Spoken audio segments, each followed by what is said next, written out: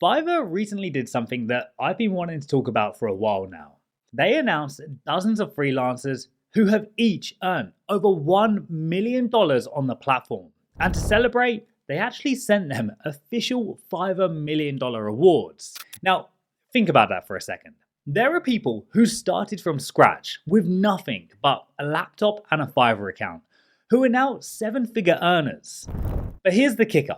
When I personally analysed over 50 of these millionaire sellers, I realised they weren't some mythical unicorns. They weren't charging sky-high prices for their services. They weren't famous on social media. Most of them weren't even from countries people typically associate with freelancing success. And yet, they made it. So, in this video, I'm going to share with you the millionaire Fiverr blueprint, the exact traits and strategies that all of these top sellers have in common. And if you've ever thought Fiverr was just a scam or that you can't make a real living here, this video will flip that on its head. And even if you don't plan on hitting seven figures, if you start applying these principles today, you'll put yourself on the fastest path to scaling your freelancing business. Now, let's start by busting a myth, which is Fiverr is not what most people think it is.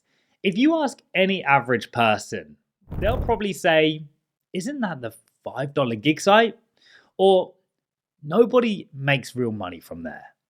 But the reality, Fiverr has completely transformed. It's gone from being a place where you'd buy a logo for the price of a coffee to a global freelancing marketplace where people are running legit 6- and 7-figure businesses. And here's what makes this wild. Because you can launch that business for free. No office, no startup capital, and no gatekeepers. And you can create your first Fiverr gig literally today for zero cost. And you can start building. The millionaires I studied all began this exact same way. The difference is they just didn't treat Fiverr like a side hustle. They treated it like a real business. So let's get into the traits and strategies that they all have in common. Trait 1, accessible pricing. Now, this one might surprise you. When I looked through dozens of millionaire profiles, I expected to see some crazy high prices because after all, if someone's a millionaire on Fiverr, surely they're charging hundreds or even thousands per gig, right? But no, that wasn't the case. Most of them priced their services at levels that were very reasonable and accessible. I'm talking $20, $50, maybe $100 for standard services. Now, here's why this matters. A lot of new freelancers make the mistake of trying to charge premium rates from day one. They think, if I price myself high, I'll look more professional. But that's not how it works. The millionaire sellers understood something crucial. On Fiverr, volume builds authority. Every order you deliver leads to another review. Every review builds trust. And the more trust you have, the more the Fiverr algorithm pushes you higher. So instead of pricing themselves out of the market, they created offers that could attract the majority of buyers, which meant more orders, more reviews, and more momentum. And once you have momentum, that's when you can start raising your prices and adding premium packages. So here's the takeaway from this one. Don't try to look like a millionaire on day one. Price for accessibility, build your volume, and let the trust compound. Trait 2, scaling beyond yourself. The second common trait I noticed, millionaire Fiverr sellers didn't stay solo freelancers forever. At some point, they became business owners. And here's the truth. As a one-person operation, you will eventually hit a wall.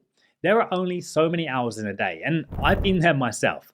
I reached a point where I physically couldn't take on more clients because I was drowning in their editing work. And I had a choice. I could basically stay capped at the income level forever that I was at, or bring on a team. Now, hiring other editors felt scary at first, and it did take time to find the right ones. Plus, it also meant sharing my income, which is something none of us really like to do. But the freedom I gained was insane. Suddenly, I had time to take on more clients, focus on higher level work. And within months, I was making 3 or 4 times what I used to make solo. That's exactly what these millionaire sellers did. They hired designers, writers, developers, editors, depending on their niche. They built teams around them. And here's the key mindset shift. To make 6 figures, you can work hard. To make 7 figures, you have to scale. So if you're on Fiverr and you're thinking long term, don't just plan your gigs, plan your future team. Trait 3, building a brand outside Fiverr. Now this one is huge.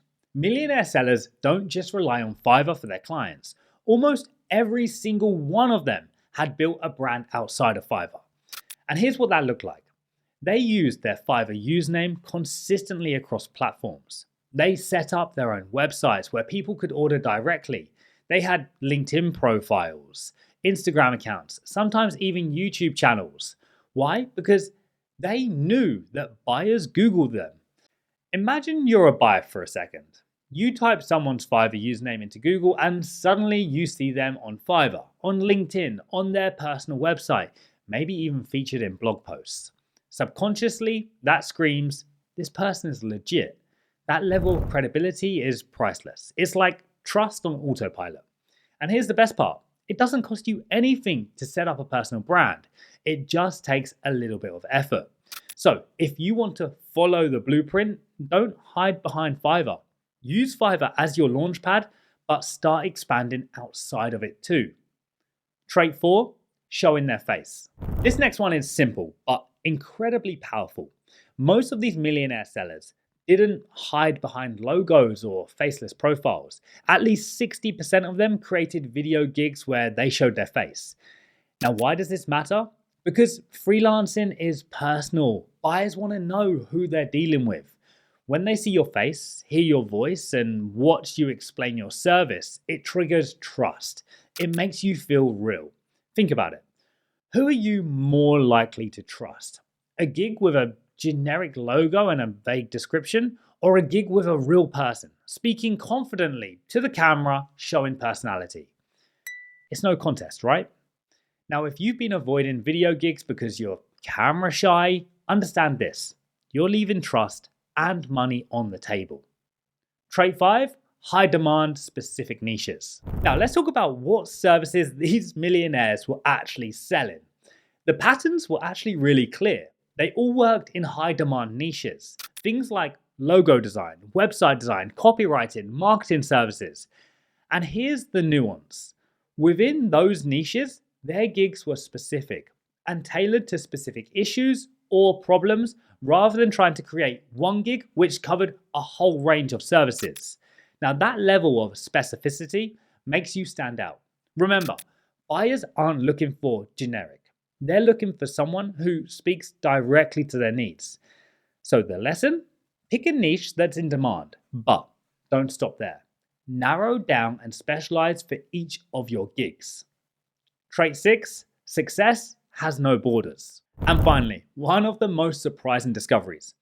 Most of the millionaires weren't from the US, the UK, or other Western countries. A huge number came from places like Pakistan, India, Bulgaria, Bosnia, countries where most people assume freelancing opportunities are limited.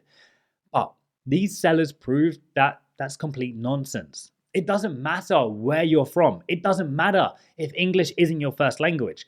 What matters is your mindset, your consistency, and your strategy. If anything, this should be inspiring because if they can do it, so can you. And at the end of the day, these millionaires prove that Fiverr is not a scam. It's not dead. It's not just $5 gigs. It's a platform that can literally change your life if you treat it like a real business. So the question is, will you?